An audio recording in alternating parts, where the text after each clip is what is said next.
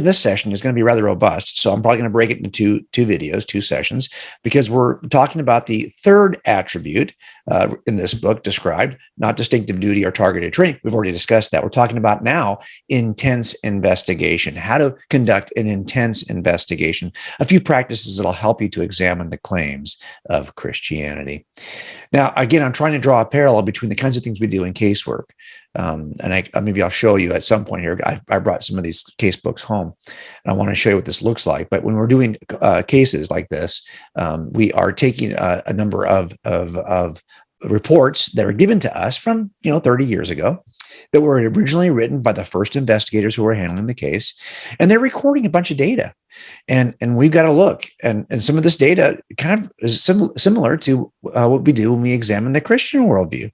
Look, cold case homicides are cases in which we are examining an event that occurred in the distant past. We don't have living eyewitnesses typically because they're cold. The reason why they're cold is because I don't have an eyewitness who saw this thing 30 years ago. I don't have the kind of forensic physical evidence that we can test scientifically. I've only had one case that I actually was able to solve by way of DNA evidence. So most of my cases kind of look like this: events in the distant past for which I have no living eyewitnesses and no forensic physical evidence I can test scientifically. Well, this is really similar to what I was looking at when I first examined the case for Christianity. And I was rather picky as a skeptical detective, a skeptical officer back in those days. I worked a lot of assignments before I began working investigations. I worked gangs for 2 years, SWAT for 3 years, patrol for a number of years. And early on, the people who knew me would have said, yeah, this is a guy who, for the most part, is probably not going to follow with us. The few Christians I knew who were police officers kind of gave up on me because they realized that I would typically tell them, I don't have any desire to join you in something that you seem to believe without much evidence. You don't seem to be able to tell me the evidence, even though you're detectives, you're police officers, you're people who consider yourselves to be case makers, yet you don't seem to be able to make a case for the Christian worldview. And I would have said, okay, I have no desire to join something like that. I don't want to be a part of something that is unreasonable or unthoughtful, or doesn't even begin to look at the evidence to see if it's true.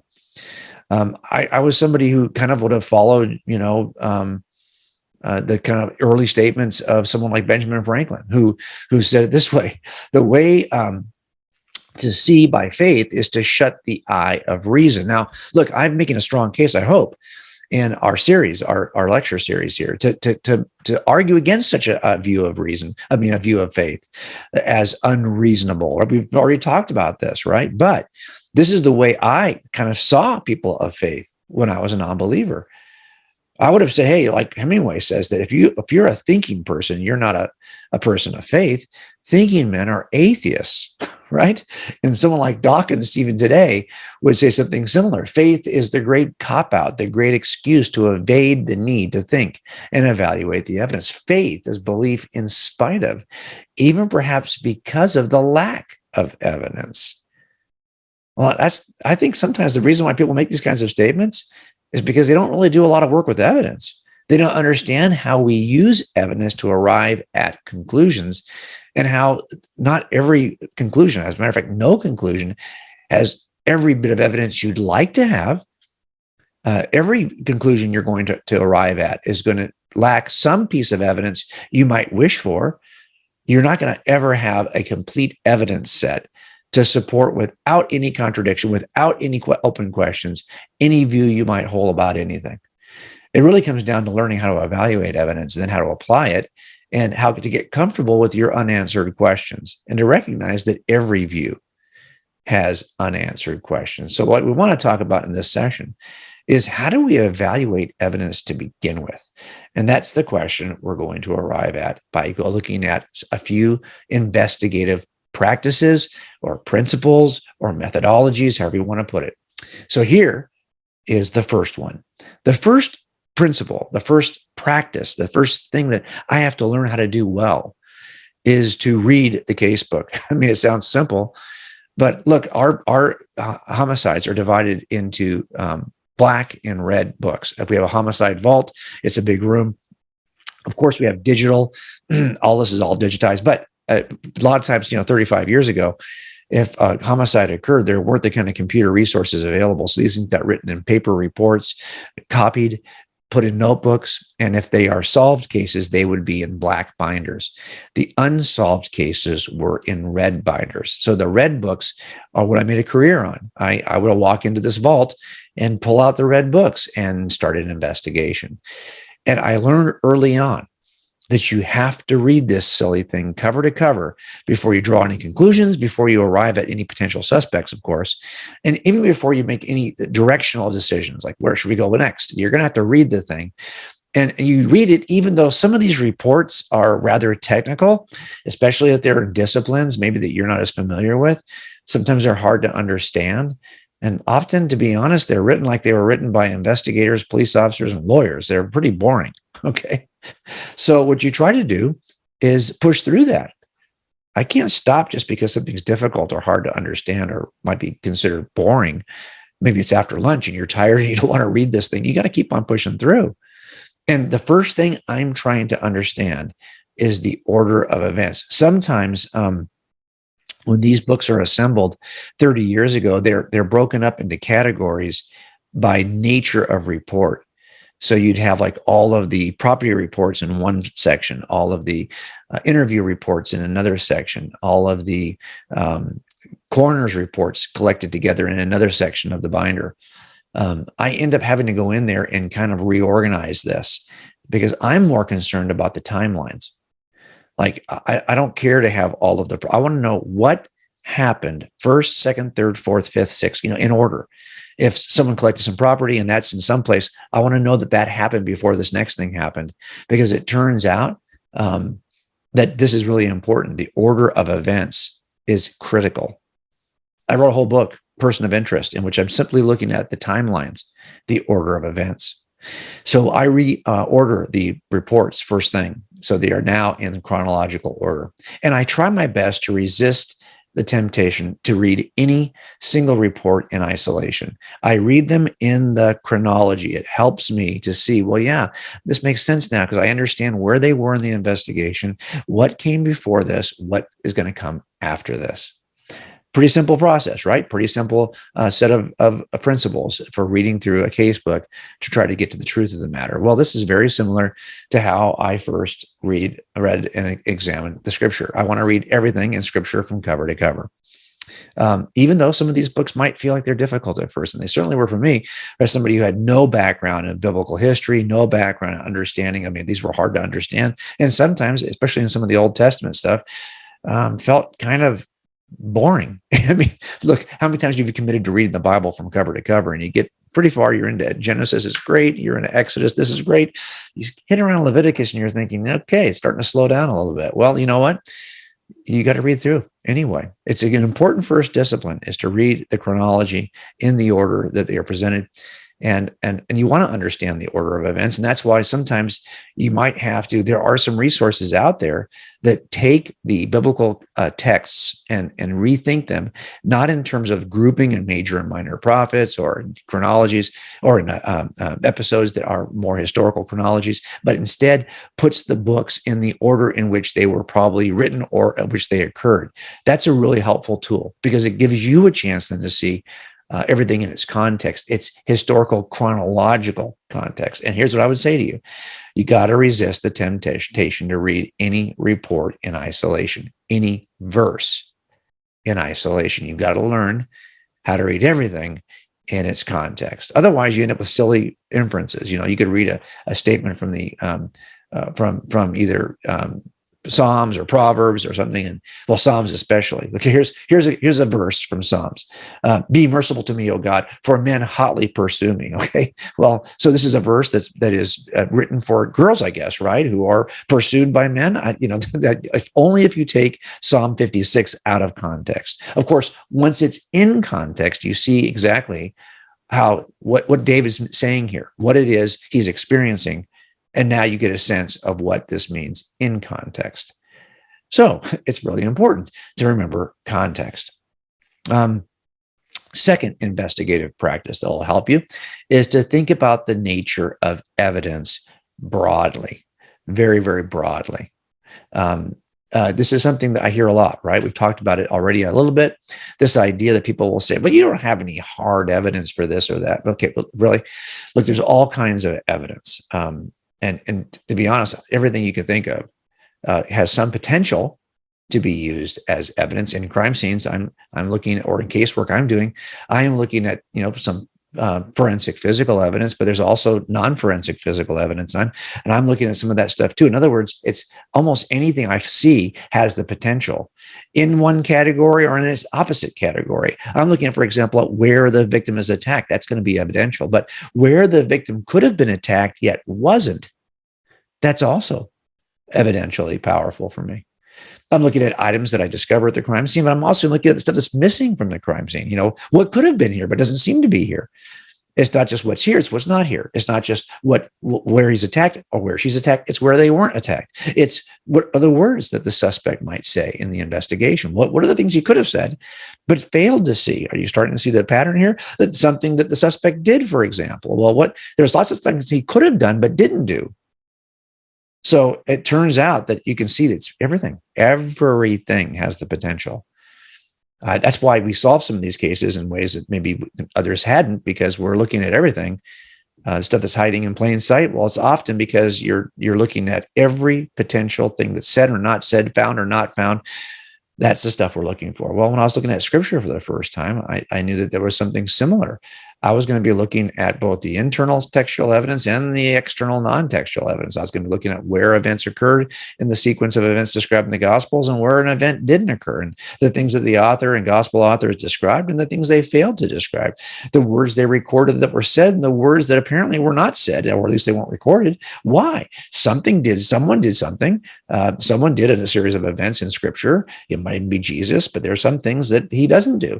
And so the question becomes, all this stuff, the same way as in my criminal trials, in my criminal cases, pretty much everything has the potential to be part of an evidential case. And once you look at it that way, oh man, the stuff in the scripture is going to leap out at you, because every single word and every single line not only has power, but what could have been said has power. Where it happens, where it could have happened but didn't happen, all of these things now come to life. I often hear this, though, said, that drives me nuts, that extraordinary claims require extraordinary evidence. So if God exists, okay, well, that's a pretty extraordinary claim. And if you're going to make that kind of a claim, you better have some extraordinary evidence to support such an extraordinary claim. Have you ever heard that kind of an objection against Christian? I hear it all the time. And so the question is this true? Is this claim true, that extraordinary claims require extraordinary evidence? Well, I guess it depends what you mean by extraordinary. I think that homicides in general, as much as we get them reported, and they certainly make the news, they have a sense, because of the number of cases that are reported, that this is a really common event, that homicides are common. Well, my cold cases, I look at that too and ask the question. I had a case in 1981, for example. Well, it turns out were homicides extraordinary in 1981? They actually were, because in 1981, we had about 24 million people living in California. And we had about 3,000 homicides that year. That's about 0.01%.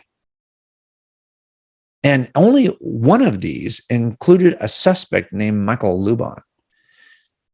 Well, that's a very small percentage of the population. It's incredible that there was a guy named Michael Luban who even committed a murder. And we had no physical evidence for this case. And in fact, he got rid of his wife's body after he killed her. So we had no body and we had no crime scene, and we had no one's cooperation, because he wouldn't cooperate. Her family wouldn't cooperate. His family wouldn't cooperate. And he had no history of violence, and he had no apparent motive. This is a very, very rare event. And this kind of murder that's like this is even more rare. This is an extraordinary murder. Most DAs won't even touch a case like this because of all the cases they could file. This kind, with no body, no evidence, no crime scene, no one's cooperating, and there's no history of violence, no reason to even suspect this guy. Well, those are the kind you don't convict on. This is why when I took this case, I knew it was going to be difficult. And in fact, the victim's sister this is a Dateline case. So this is all on Dateline. Said, she didn't believe me when I said that her brother-in-law was the killer of her sister. In fact, she told me that I don't believe you. And you'd have to have some extraordinary evidence for me to believe something like that. She even said this in her interviews. Here we go again. An extraordinary event requiring extraordinary evidence. And of course, when we got to trial, we couldn't answer these questions for the jury. They thought it was an extraordinary case too, and we couldn't even describe to them based on the evidence where Carol, his wife, was killed. Where did he kill her? But this became important, and where she wasn't killed became important. And it turns out the words that Michael said, both in the interviews and otherwise, were important. And the words he could have said but failed to say, those were important. And the things that Michael did were important, and the things that Michael failed to do were important. Are you getting it? Just like every other case, it turns out it's the simple things. It's the little things. It's the stuff that we might consider to be quite ordinary, quite unexceptional. That kind of evidence ends up being exactly what got him convicted. So we make extraordinary cases every day in front of juries across America using nothing more than ordinary, unexceptional events that together prove something extraordinary.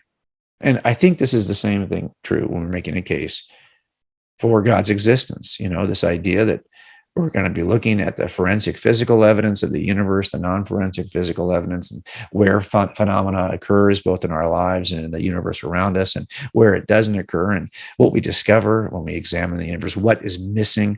Then we're going to look specifically at Christianity and look at what the gospel authors write and what they could have written but didn't write, and what Jesus did and what Jesus didn't do. All of this stuff. Do you see what we're doing? We're looking and using what might be considered quite ordinary, right, hidden in plain view kind of stuff that's unexceptional, to make a case for something that is exceptional. And then we assemble a case. And by the way, if you don't think that we're the only ones doing this, you're not paying attention. If you're saying that you Christians, you believe something that's exceptional and extraordinary, yet you don't have any extraordinary evidence to prove it. Well, look what atheists believe, that the entire universe leapt into existence from nothing, and it appears to be fine-tuned, but there isn't actually a fine-tuner, and that this universe somehow has the ability to create life from non-living matter, and then this life appears to be designed even though there's not a designer, and that somehow this universe, without any intentionality, creates consciousness from simply matter. An immaterial reality emerges somehow from a material universe, and that somehow in this deterministic materialistic universe that freedom emerges. So you have the freedom to make free choices, and that somehow I can get moral obligations when the only structuring driving force in the universe is physics.